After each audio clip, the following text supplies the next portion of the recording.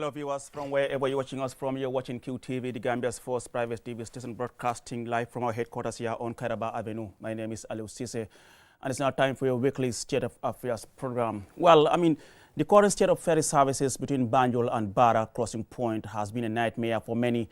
After a series of incidents where the ferry couldn't dock and then leaving passengers in a terrified situation. This has raised quite many questions as far as the management and operation of the ferry services is concerned in the country. And joining me this week to discuss, the current state of the ferry services, what is being done and what is not being done, is the managing director of the Gambia Post Authority, Usman Jobate, under whom we have the Gambia Ferry Services. Mr. Jobate, good to have you on the State of Affairs program. Good evening, Aliou, and good evening to all your viewers, both inside the Gambia and abroad. And like I said, GPS, they have an oversight over the Gambia Ferry Services. Take us through your oversight role on the ferry services before we get into the actual details of the current situation. Well, yes, the GPA as an institution is responsible for 4 divisions within the authority. Okay. That's the Port Authority proper, the Gambia Ferry Services Company Limited, the Banjul Fisheries Jetty, and the Banjul Shipyard Company Limited. So these are the 4 institutions that are under the remit of the Gambia Port Authority. And like you said, we have seen both ferries, Kunta Kinte and Kanilai are all shut down for maintenance. One will ask, how could that happen, having both ferries being shut down for maintenance? Isn't that a failure of the management? Well, first and foremost, we have to apologize to all Gambians, to our esteemed customers and the traveling public at large for the disruption in the service. And we'd want to express also our disappointment that it has happened this way, that service is disrupted and it's causing a lot of inconvenience and a loss of economic earnings for a lot of our fellow citizens in the country. Now, what we want is to learn from these lessons and do better planning in future such that this disruption could be avoided in the future, that it will never happen again. Like you said, planning for the future, we've seen now people are compelled, to use the canoes to be able to travel from Banjul to Barra or from Barra to Banjul, whilst those driving are compelled to go through the Senegambia Bridge, which is Jarasoma. In February, Kunta Kinte was dry dock for maintenance. Certainly, Kanilai also has been undergoing the same maintenance as well. How often, ideally, should they be maintenance? Well, according to the rules of thumb in our industry, vessels have to be slipped for dry dock at least once in every 2 years to access the underwater areas that could normally not be visible with the naked eye, for removal of underwater marine growth, and to check if there is any perforations or dentage on the hull of the ferry so that the normal maintenance can be done on them. But one of the challenges we have as an institution is the lack of a ship repair facility. For Kunta Kinte, for example, she's been deployed into service way back in June 2017. And since then, she's never been out of the water for major repairs as is currently being done. Now, the lack of the shipyard also compelled us to improvise and use what we call marine airbags, which is air balloons, to slip the ferry out of the water so that we can access these underwater areas for the necessary repairs. But by and large, yes, once every 2 years, the vessel should be out of the water for dry docking.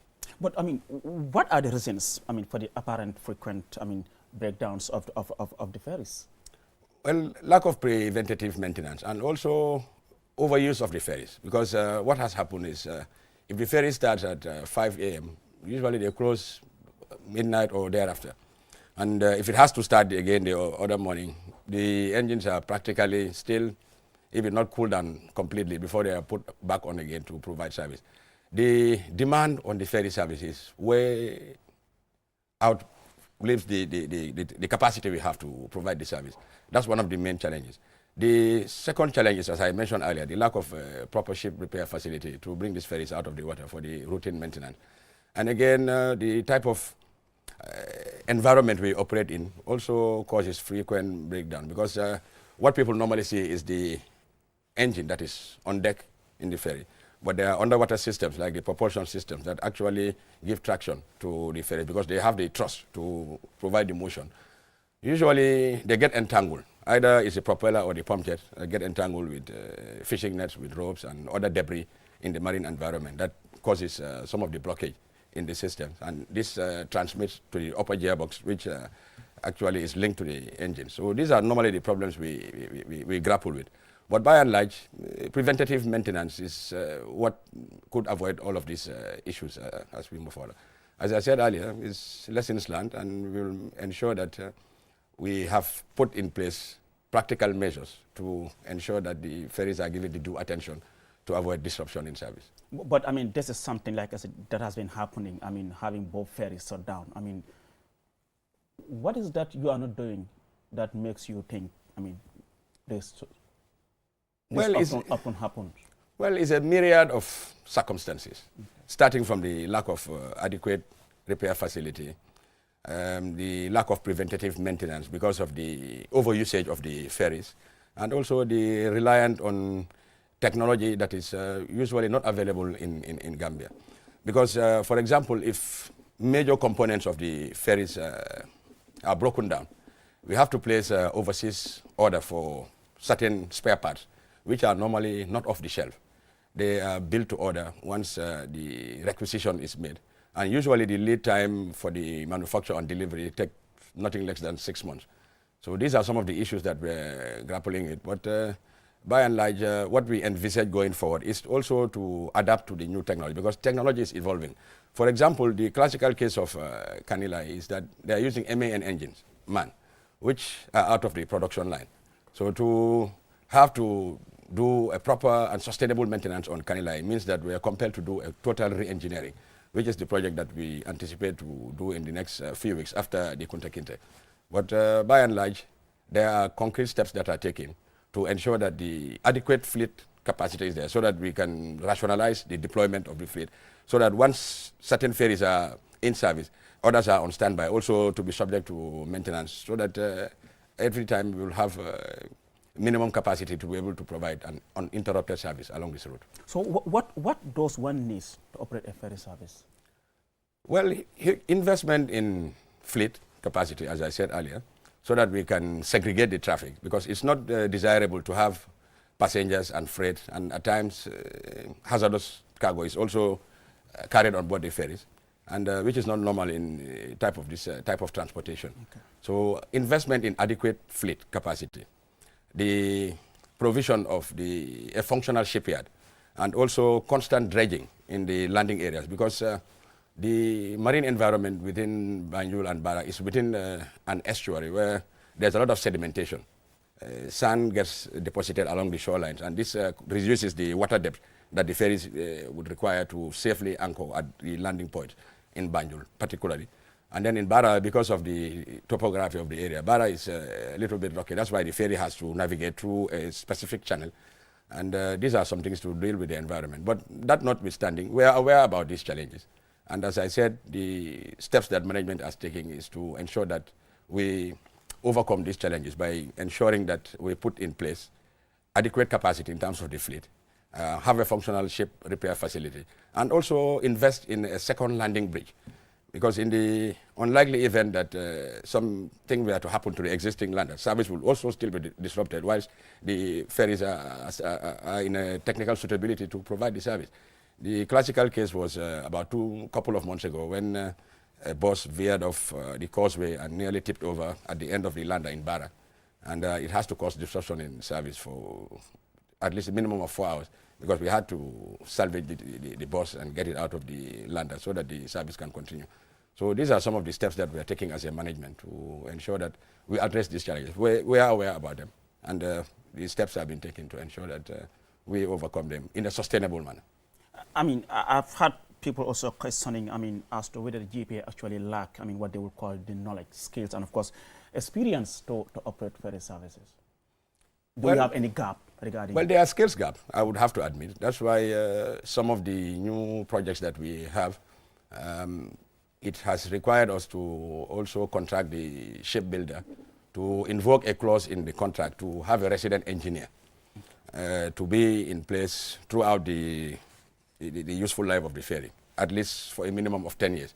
Now, this resident engineer, because they are coming from the shipbuilder's factory, they are more affair with some of the systems that would require proper upkeep and maintenance.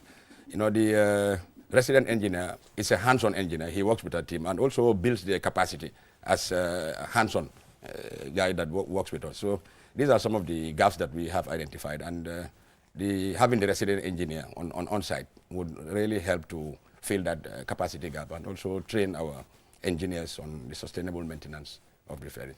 So does it mean as we stand, we don't have qualified trained engineers to do this work in the absence of a residential engineer? No. We have qualified engineers, I'm saying. But the resident engineer, the value they add is because they are coming from the shipbuilder, they have access to their factory site for backup in the event that certain components are needed urgently to ensure that the repair needs are attended to in a timely manner.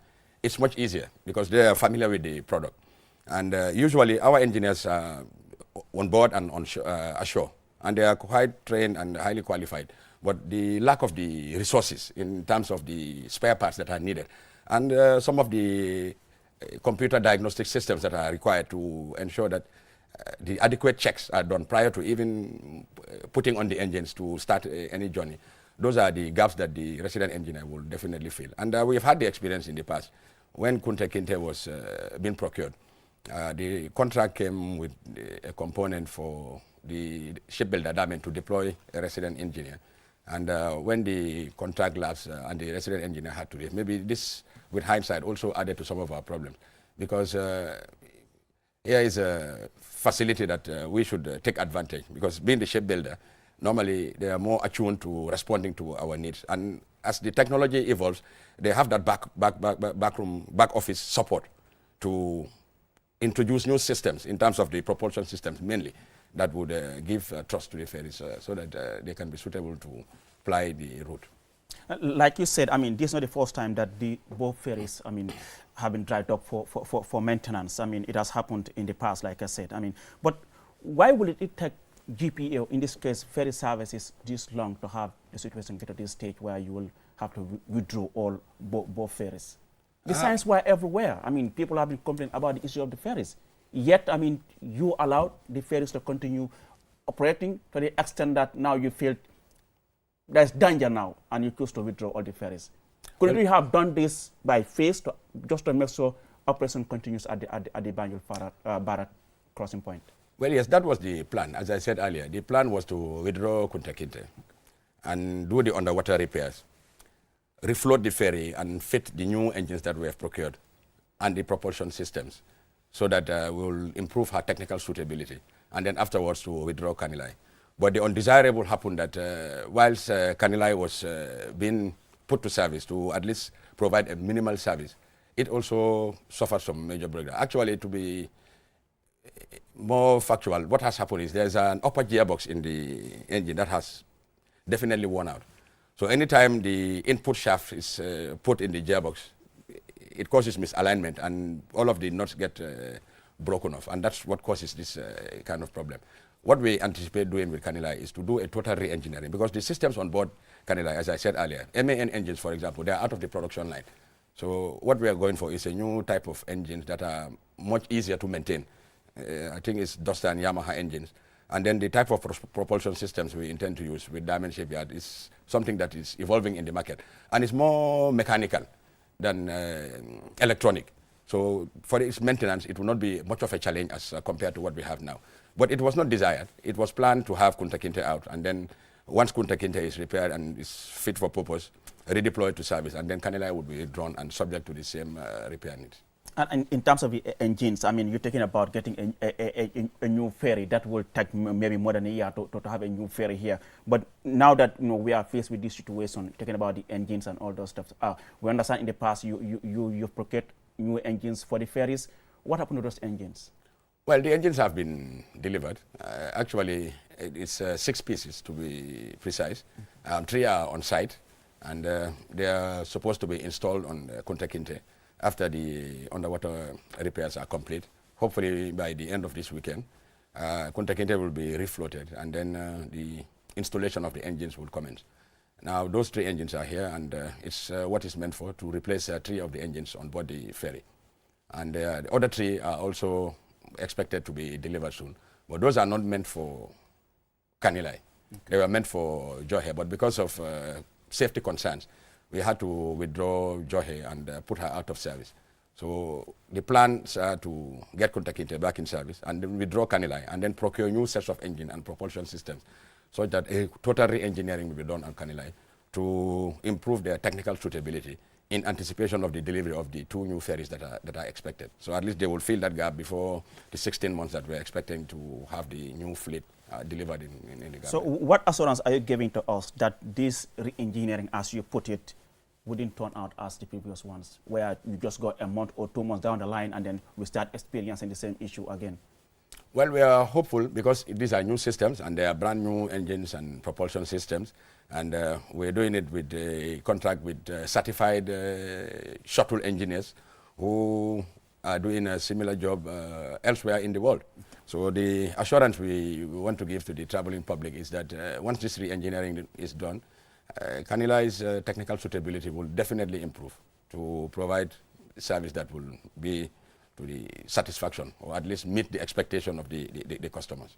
And you talk to so many people, I mean, especially those who live on the other side, I mean, of the river, I mean, who will, travel to Banjul every day and perhaps even patients. I mean, the withdrawal will now have a huge impact on them.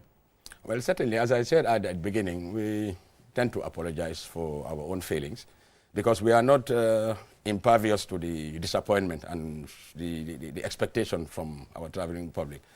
I mean, at times it strains credibility that you would want to have a situation where our own lack of proper planning would result in service disruption, especially along an important crossing point that links not only the north and the south band, but this is a major international route because it links the Trans-West Africa Highway Corridor because this is a very important crossing for us. Yeah. So that's why we're very much alive to the expectations from the public and the fact that management is taking practical steps to improve the situation. We just have to crave the indulgence of our esteemed customers and fellow citizens to bear with us. And once we go over these laps, we will put in place measures to ensure, as I said earlier, that there will be minimal disruption in this service. Will you agree that there could be a foul play or sabotage in one way or the other? Well, as I intimated in answering your question just earlier on, I mean, it would be unbelievable to have a situation where people will deliberately go and do havoc on the ferry. But we are doing our own internal investigation.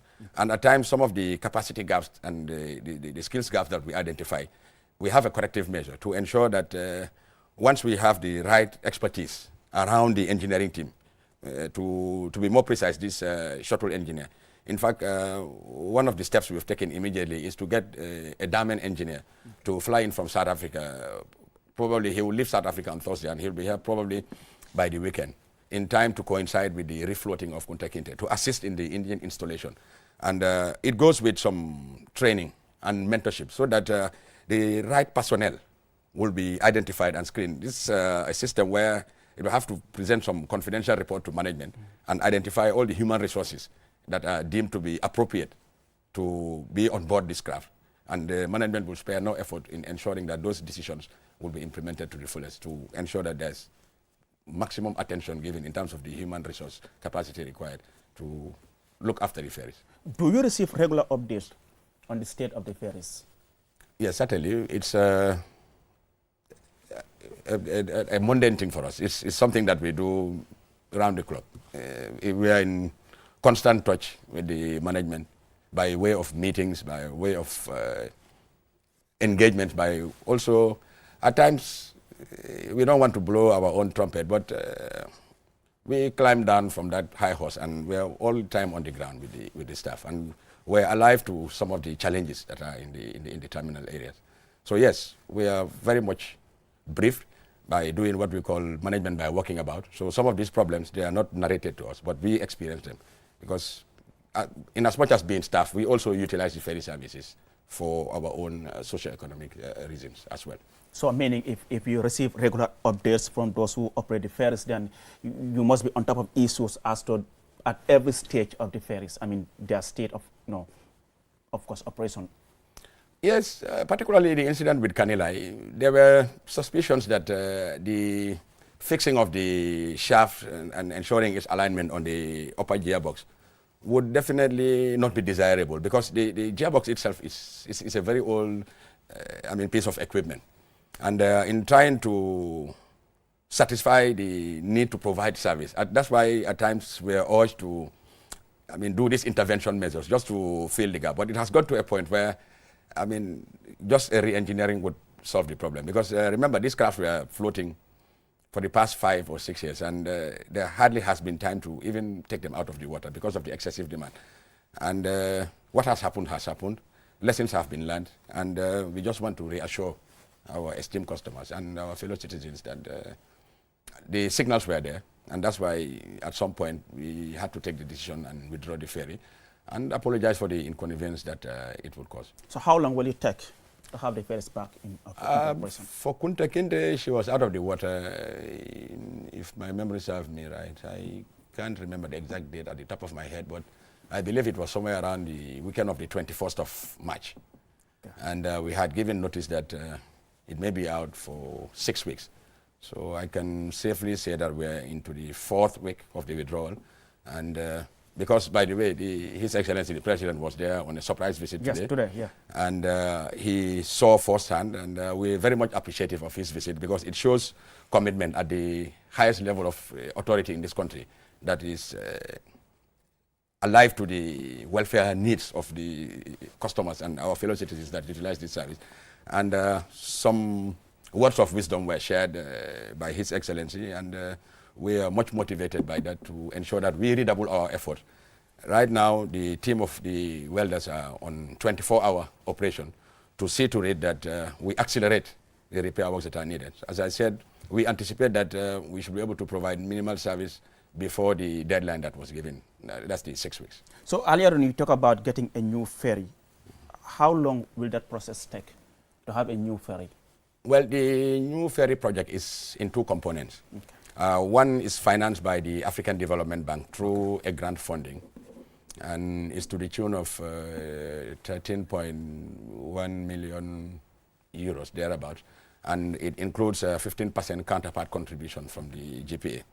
Now, that project, when it was sent to government, Cabinet in their wisdom gave instructions, and the Minister of Transport also instructed the GPA that it's government decision to go for 2 ferries instead of 1. So now one is funded through the African Development Bank grant funding, and the second ferry is being procured by government through the GPA, and the arrangement is through a supplier credit arrangement with the shipbuilder. Okay. So now the stage where we are at, the draft contract has been shared with the shipbuilder, which is Diamond Shipyard. Okay. It was by way of... In Netherlands?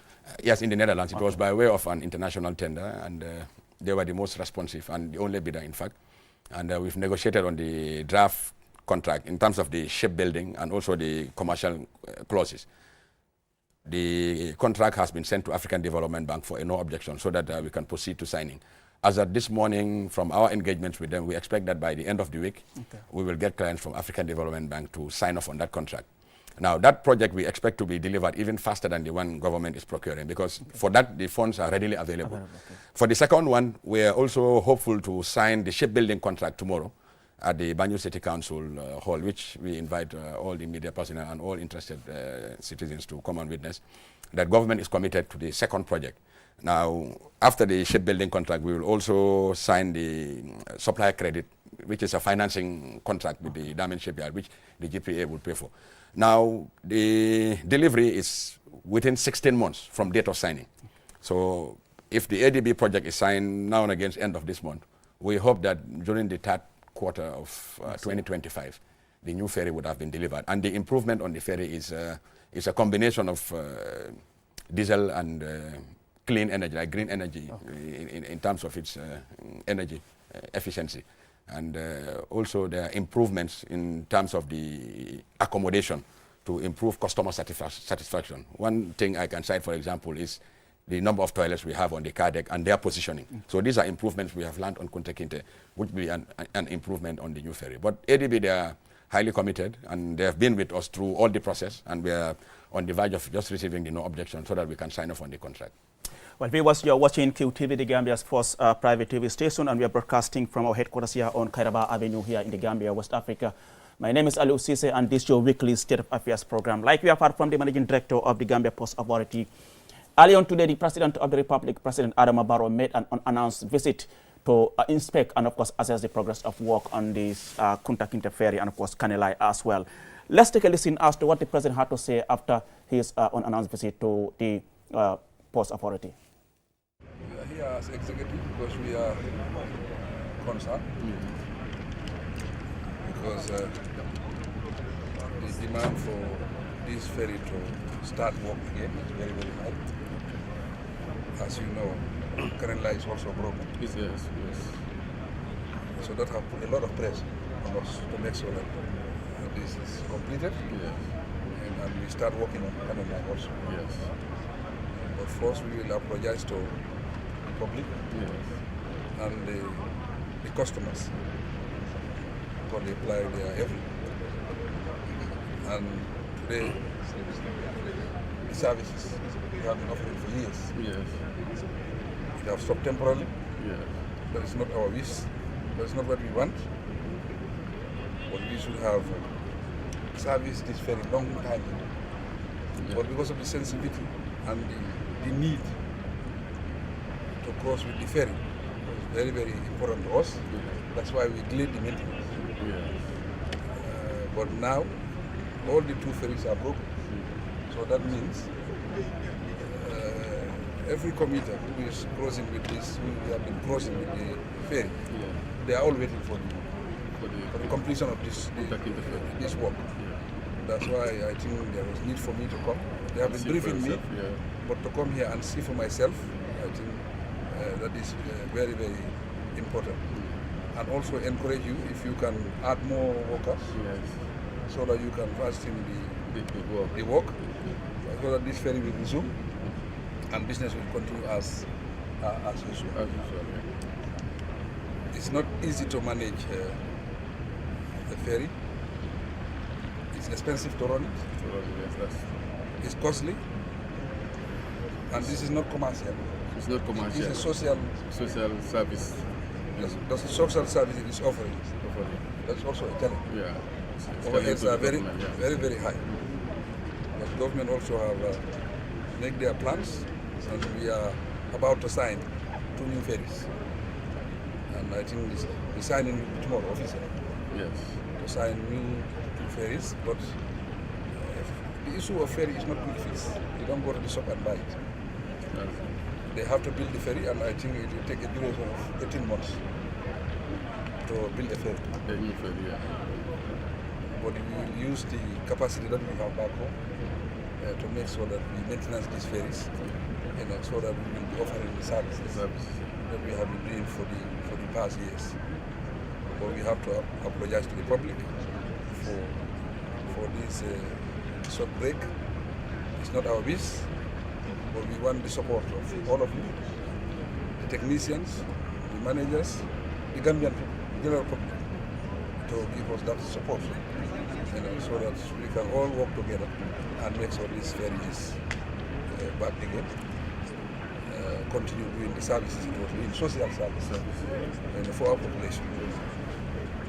But we thank you also the team. We heard that now your shift is 24 hours. 24 hours, yeah. So we understand the urgency, but still if you can add more efforts and increase your team, so that we can cut it down to maybe 5 days. Because people from the North Bank cannot wait. Crossing up to Farafenni, very far. It's almost 200 something kilometers nearly. Yeah. So it is a distance. So we all our hope on you, to make sure that the ferry is back within this success.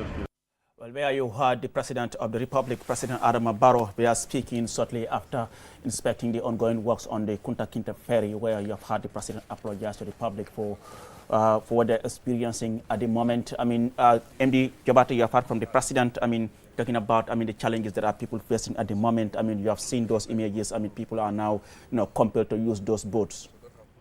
Well, yes, as I said earlier, we've been to the site several times, and we were there with him today when he made this surprise visit. And he also gave instructions on some improvement measures, and also counseled the pirogue operators on how to be more friendly towards the customers and not to take advantage of the lack of the ferry services to charge prices that will be way out of the roof. And one of the things that he also advised us is to look after the customers and give instructions as to how we can avoid people being carried shoulder high to embark and disembark. Yeah. So what we have committed to do is to improvise, which we have done in the past, a floating bridge like a pontoon, fabricated in the form of a catwalk, where it will be a bridge resting on empty drums, and with the railings and the bedding in terms of the woodwork, so that people can climb on a bridge like a catwalk and access the pirogues and also disembark in the same manner. So that will be done soon. And in collaboration with our sister agency, the Gambia Maritime Administration, we also yesterday delivered about 1,000 life jackets. And also the president engaged the operators themselves. And the discussion was very productive. And it all goes to show that we are indeed together. It's true that we are to also be blamed for the dissatisfaction of the customers that are not maybe... And he commended the boat owners for actually saving you people the day, the ferry couldn't dock in Barra. They were there to save and, of course, rescue. Well, yes, he expressed appreciation. And in fact, promised a handsome donation to the boat owners for actually, Well, I would not go into that, but the president in his wisdom has that largesse to extend courtesies to them, and the instructions were also given to us and some other economic operators that are within the environment. It just goes to show that he's alive to the concerns of the people. And one of the things that came out is that we understand that our fellow citizens from the North Bank, and my in-laws, to be more precise, are not happy with us. And we're trying to see, because some, particularly students, were not charged on the ferries. And now if the ferry service is disrupted, they are obliged to use these canoes. And they are not crossing free of service, free of charge, So we're trying to engage them in a community meeting, hopefully tomorrow after the signing ceremony, to see how we can collaborate and alleviate some of the difficulties that they are engaging in terms of the pirogue.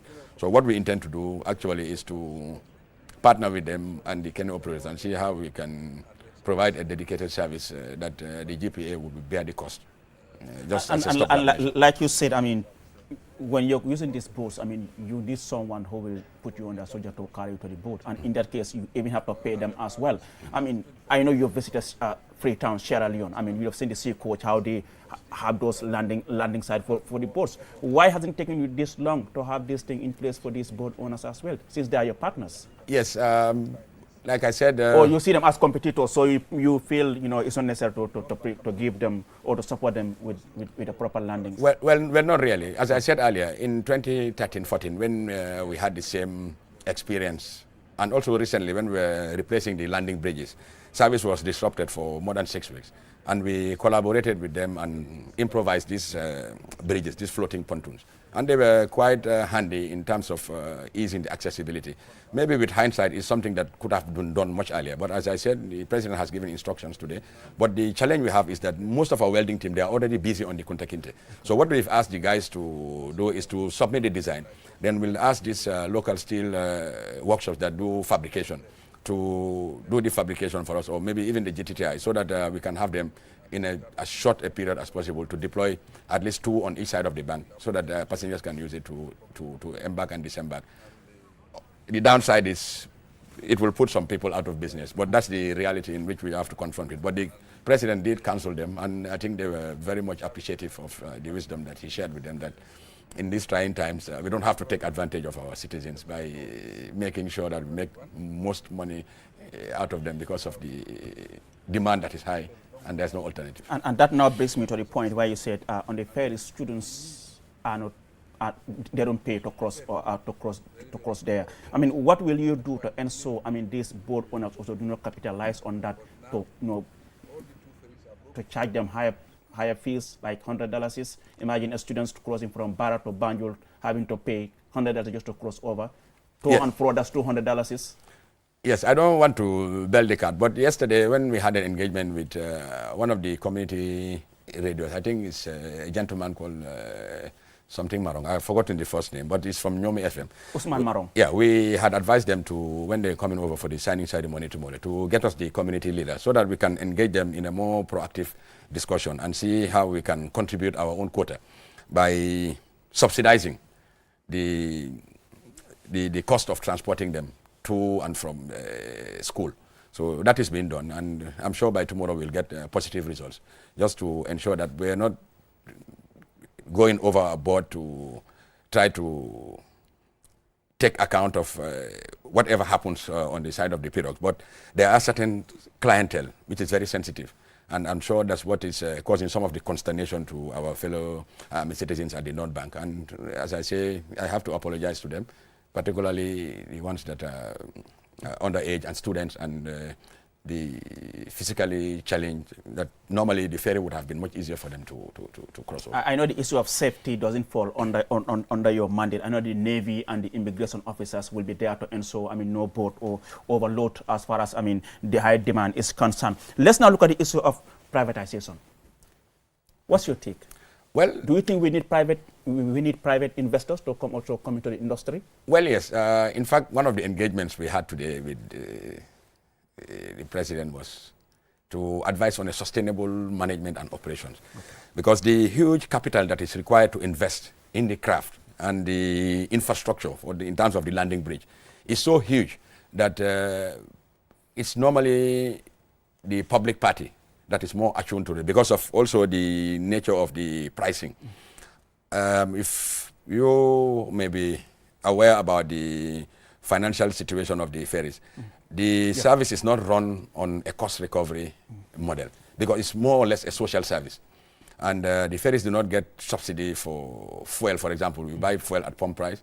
All the spare parts are duty paid, and a lot of other overheads. And we've lost the main cash cow of the ferry, which was the Trans-Gambia ferries, because now with the prevalence of the bridges across the river and the Senegambia bridge in particular. So those are all adding pressure on the ferries. But what we envisage going forward is, once the investment in the fleet capacity is adequate, with these 2 new ferries and the refurbished ones, and we invest in a second lander, we will open up to the private sector to come and do the softer part, which is the management systems. So by that, you will have more regular scheduling. You will have better controls in terms of the revenue collection. And then government would also come in to subsidize some of the huge costs that are involved in operating the ferry. So that's the only way we envisage that the service can improve, because the private sector, they are more attuned to improvising management systems to ensure that the optimal numbers in terms of staffing are maintained, and the IT systems are brought in place to ensure that there's proper ticketing and accounting for passengers that are crossing, and also the maintenance systems in place. So that's the strategy we want to envisage going forward. Once the public party, which is government, invests in all this infrastructure, and there's adequate capacity, you will now go into a system where the private sector will come in and do a segregated traffic management in terms of having a dedicated passenger service, freight, and then you utilize the IT systems in place to make sure there's point of sale. We have turnstile to make sure there's easy accessibility and accountability for passengers that are crossing, because this is what is normal. But the analogy you gave with Freetown might be a little bit different from our environment, because some of us school in Freetown, and we've been crossing over that Lunge river a lot of times. But those are catamaran, and it's a wooden pier that you can climb on and access the ferry, because it's actually on the ocean. But here it's an estuary, and that's why the nature of the landing facility is such that you have to have a landing bridge protruding in the water, so that you have enough depth for the ferry to come alongside. But by and large, what we have in place, if implemented, God willing, we will see a new turnaround in the ferries. And we cannot invite the private sector right now, because we need to unbundle, take care of some of the challenges that we have, and overstaffing is there, and the lack of adequate capacity. The infrastructure, needs to be improved.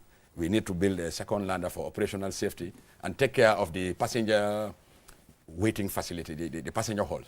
And these are things that once we do, then the private sector can come in, and that's the best platform to have an improved service. For the What's your policy on corruption? I mean, we have had reports of some sort of financial mismanagement at the Gambia Post Authority. There was an audit exercise, I mean, which reveals that millions were missing at the Gambia Post Authority. What have you done about that? Well, immediately it happened through a whistleblower. The first step that management did was to reverse the business process in terms of the flow of activity, to ensure that where the activity that was last for exit is now the first point, to put in place controls to ensure that whilst you are investigating what may have happened, its potential recurrence is stopped. That was the first step. Okay. And then the second step was to also start to introduce new systems that are based on IT platforms. Because the way the delivery process goes in the port is there's a multiple layer of actors and a lot of paperwork, okay, which leads to a lot of human interference in this process. And that may lead to likelihood of corruption and extortion, either solicited or offered. So those were the things that happened. But the investigations are still ongoing. The National Audit Office had done a good job by revealing some of the control weaknesses and made some recommendations. But the primary recommendation that they made was to do further investigation. And the day that the report was submitted, I think in August last year, the police were invited in, and they are doing now the more detailed search in terms of trying to see what may have really gone wrong. But I can tell you with certainty that management is not condoning any act of corruption. It may have been lapses due to paperwork that involves a lot of activity that involves human interference. Is it about inefficiency, or I don't care, whatever happens, because nothing will happen at the end of the day? Is that the reason why this thing could happen? Well, management would not condone corruption. And I mean, that's not the legacy we want to bequeath to the generations yet unborn. Because some of us have worked for quite some time at the port. And it's not the type of legacy that you would want to bequeath to, I mean, the next generation that is yet to come. That's why the practical steps that we've taken is to ensure that we've reversed all the business flows, and now we've introduced IT platforms from the revenue generation, because the way it was done is by manual determination of what storage charges are due and liable to be paid. And that's where there was suspected connivance to suppress some of the revenue. Now, and does it include senior members? Well, of course, as well. And if yes, what action have you taken against those allegedly involved in this? Well, there were suspicions that the frontline staff that deal with kind of document were the first that were placed on interdiction, okay, and then the next layer was the supervisor. But the investigations are being revealed because I mean, if you have to find somebody guilty, you have to tie a piece of evidence against that person. And that's what the investigation is all leading to. But as I said earlier, the lapses were generally in the systems involving paperwork. Because apparently, if people decide to connive, I mean, documents will be suppressed. That's the reality. So what we've tried to do to avert that happening is to bring in IT systems. Now, all the charges are done on an IT platform. Apart from that, the delivery order that consignees used to hold around, going office to office for the necessary checks and the administrative protocols, that also has been phased out. And now there's what we call an electronic delivery order. Apart from that, we've also introduced what we call the electronic gate pass. So all the delivery processes are now done through electronic means. And lately, what we have introduced is the e-tallying. Okay. So all cargo that is handled at the ports is tallied. So these systems, they feed one into the other. And generally, what we are trying to do at the port is to optimize on some of these systems. There's a major digitalization transformation going on at the port. Like we have seen at the Gambia Revenue Authority. I mean, digitalization, everything as yes, actually. But the difference here is that we are doing these things mostly using in-house resources, okay, in anticipation of one of the major components in the port development project, which calls for a digitalization component. But in anticipation of having the fully fledged digitalization, we had to use in-house resources to ensure that we strengthen the controls and eliminate a lot of paperwork in our delivery and administrative processes. Were you surprised or shocked that such was happening under your nose, that millions of dollars it came as a from Gambia Post Authority Well, yes, it came as a surprise. That's why I said the moment management got the information through a whistleblower, I can tell you the next day a senior management meeting was called. And we had to ponder over what may have gone wrong. And immediately we set up a 3-man committee to investigate the matter and report within a 3-week period. But before then, news got out and there was a lot of public outcry. And that's why we needed to speed up in what we were doing. And the initial report really looked at a period even beyond what we were mandated to look at. And let's allow the police to conclude their investigation, and the necessary sanctions will be applied to whomsoever may be found to be culpable. But by and large, the amount... Isn't it taking longer than expected since August to now? Well, but it's progressing because what the... This is a serious matter. Yes, it's serious, but it's a very dexterous exercise, tedious exercise. In the sense or do we have certain people involved who are now trying to block the investigation, who wouldn't want the police to conclude on this investigation? Not at all. We are getting progress report from the police, and I'm sure that we're very confident that in the not too distant future they will wrap up on the whole matter, because what they're trying to do now is to leaf through all the paperwork, checking from manifest of cargo, checking from delivery orders and gate passes, and trying to adjust what may have really been suppressed or gone missing. But we're getting feedback that they're progressing well, and very soon we will come to a closure for this matter. And as I said, it's not our wish that this kind of legacy is what we want to leave behind after. Earlier on, you mentioned the issue of revenue at the Gambia Ferry Services. I mean, the report of the Public Enterprise Committee, that's the PEC of the National Assembly on the activity and audited financial statements of the state-owned enterprises, revealed that the Gambia Ferry Services lost $193 million between 2018 and 2020. It is telling us in 2018, the turnover was $393 million, and going down to 2020, it is like $200 million. I mean, giving a decline of, like I said, $193 million within 3 years. Well, yeah. Isn't this a concern? Well, within 3 years, you had revenue loss of $103 million. Well, what I can say with certainty is since the ferry services was transferred to GPA by government in 2001, there's been accumulated losses over the years. The GPA has intervened or invested in the ferry service between those periods and now in excess of $1.5 billion. So the only time that there was profit in the ferry service was in 2018. That's the time we had Kunta Kinte deployed to service. Then there was a tariff increase, and then the Transgambia station was also in operation. So those combination of factors warranted a positive figure at the end of the financial year. But in 2019-2020, because of the advent of the Senegambia Bridge, there was closure of service in Transgambia. Okay. So the main cash cow of the ferry services was lost to the bridge. And that's what accounted for this accumulated loss in those years. Well, someone is reminding me about the $1.9 million which was reportedly spent on getting mobile phones for your senior management. How would you react to this? Because this is an opportunity for you to also clarify some of these issues. It was widely reported in the media, well, $1.9 million just on mobile phones for senior management. Well, yes, it was How part do you of that. justify this, Mr. Jabate? Well, $1.9 million just for senior managers. What about the junior staff?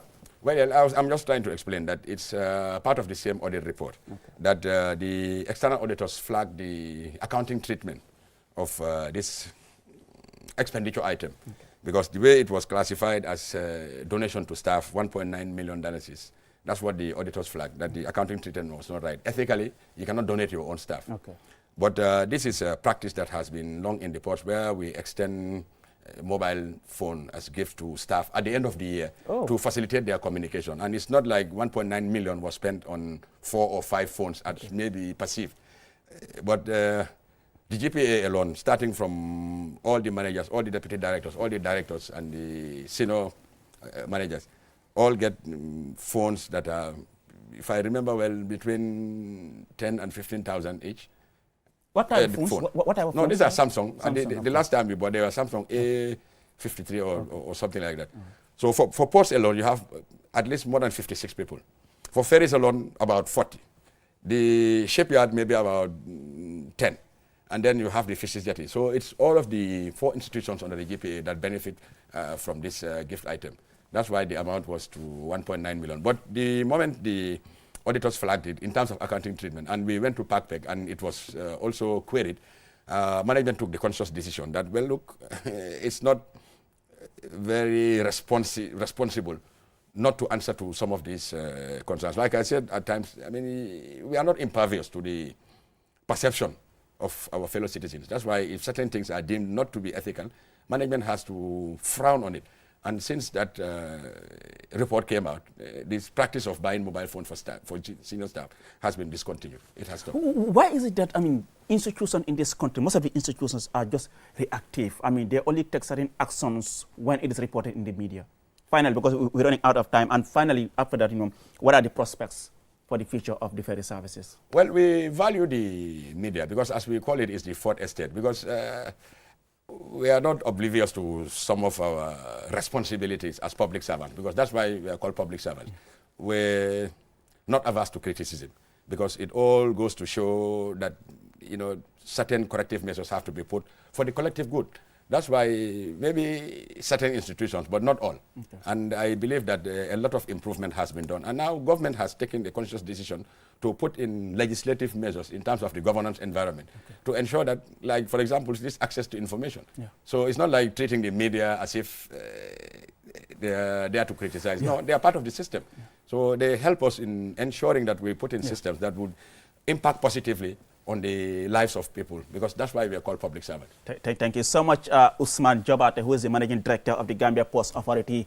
He was my guest this week on State of Affairs. I mean, we were discussing the state of the ferry services and other issues surrounding the Gambia Post Authority.